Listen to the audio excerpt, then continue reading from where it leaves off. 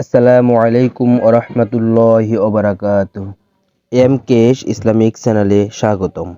প্রিয় মুসলিম ভাই বোনেরা, আজ আমরা ডক্টর মিজানুর রহমান আজহারীর লেখা এক নজরে কোরআন বইয়ের সূরা আল ইমরানের 41-42 পৃষ্ঠা নিয়ে আলোচনা করব ইনশাআল্লাহ। ওভারভিউ।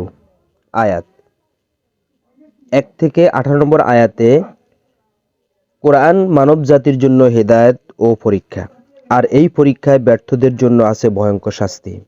19 থেকে 44 নম্বর আয়াতে বলছে, ইসলাম কেবল কিছু আচার অনুষ্ঠান নয়।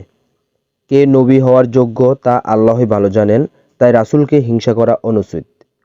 45 নম্বর থেকে 63 নম্বর আয়াতে ঈসা আলাইহিসসালামের জন্ম ছিল বিস্ময়কর, কিন্তু তিনি আল্লাহর একজন রাসূল ও গোলাম ছাড়া আর কিছুই ছিলেন না। 64 নম্বর আয়াত থেকে 99 আয়াতের ওভারভিউ। ইব্রাহিম আলাইহিসসালাম সম্পর্কে ইহুদি খ্রিস্টানদের ধাপ্পাবাজি ফাঁস। তিনি ইহুদি কিংবা খ্রিস্টান নন, বরং তিনি ছিলেন সাচ্চা মুসলমান।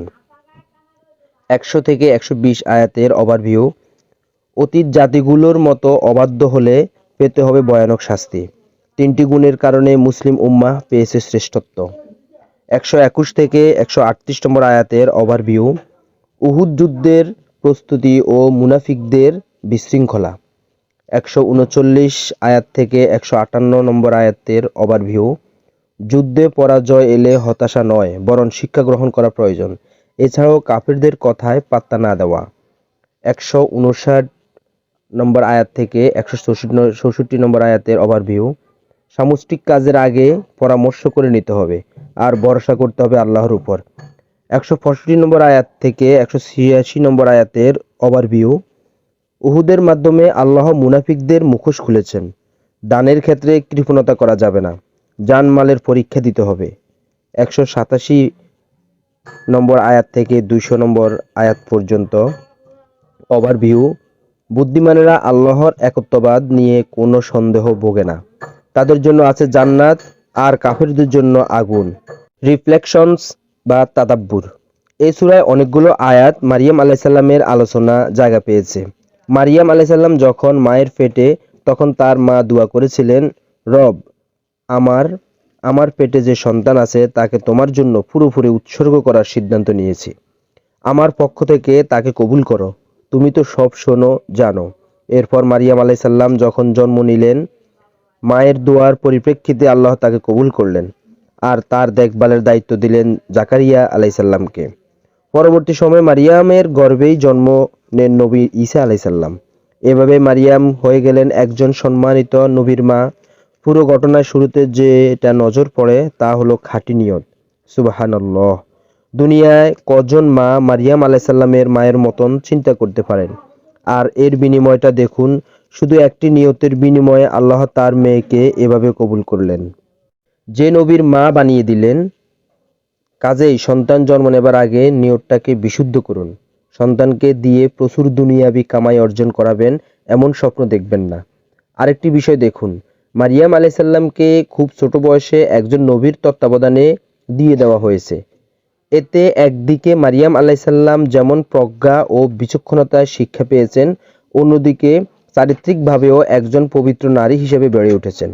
এসবের ফলাফল ঈসা আলাইহিসসালামের জন্মের পর লোকজন অপবাদ দিলে চমৎকার নিপুণতার সাথে পরিস্থিতি সামাল দিয়েছিলেন।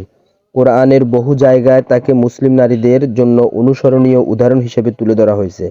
তার মানে আমরা বুঝতে পারলাম, সন্তানকে ছোটবেলা থেকে আদব, তরবিয়ত ও বিচক্ষণতা শেখাবার জন্য জ্ঞানী গুণী মানুষের সান্নিধ্যে রাখতে হবে। দেখুন তিরমিজি হাদিস 1952, আবু দাউদ হাদিস 495। হাকিম অর্থ প্রজ্ঞাময়, বিচক্ষণ। হাকিম কথাটি এসেছে হিকমাহ থেকে। ইমাম জাজ্জাজ রাদিয়াল্লাহু তাআলা বলেন, ঘোড়ার লাগামকে বলা হয় হিকমাহ, কেননা ঘোড়ার লাগাম ঘোড়াকে বেপরোয়া ছোটা থেকে বাধা দেয়, ঘোড়ার গতিকে নিয়ন্ত্রণের ভেতরে রাখে, ঘোড়াকে দিকভ্রান্ত হওয়া থেকে রক্ষা করে। এর ফলে ঘোড়াটি তার মালিকের কাঙ্ক্ষিত গন্তব্যে ঠিকঠাক পৌঁছাতে পারে।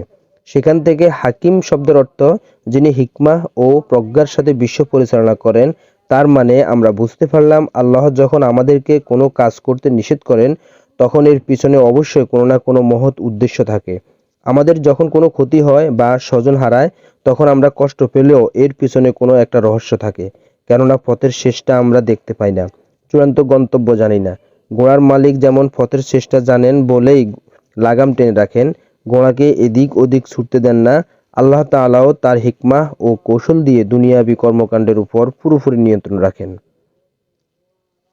কিছু শব্দ জানতে হয়। আল হাকিম, আল ওয়াহাব। ওয়াহাব অর্থ মহান দাতা। ওয়াহাব নামটি এসেছে হিবা থেকে। হিবা মানে কাউকে কিছু দেওয়া, তবে এমনভাবে দেওয়া যে তার থেকে কোনো বিনিময় আশা করা হয় না। এই কারণে উপহারকে বলা হয় হিবা। বিনিময় হতে পারে দু রকমের: এক, টাকা কড়ি অর্থবিত্ত; দুই, সম্মান, ভালোবাসা বা পক্ষপাত।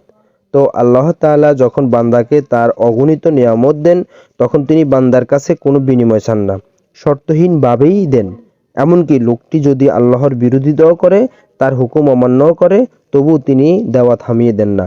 তাছাড়া আল্লাহকে বিনিময় দেবার মতো সামর্থ্য তো বান্দার নেইও। এই কারণেই তার নাম আল ওয়াহাব।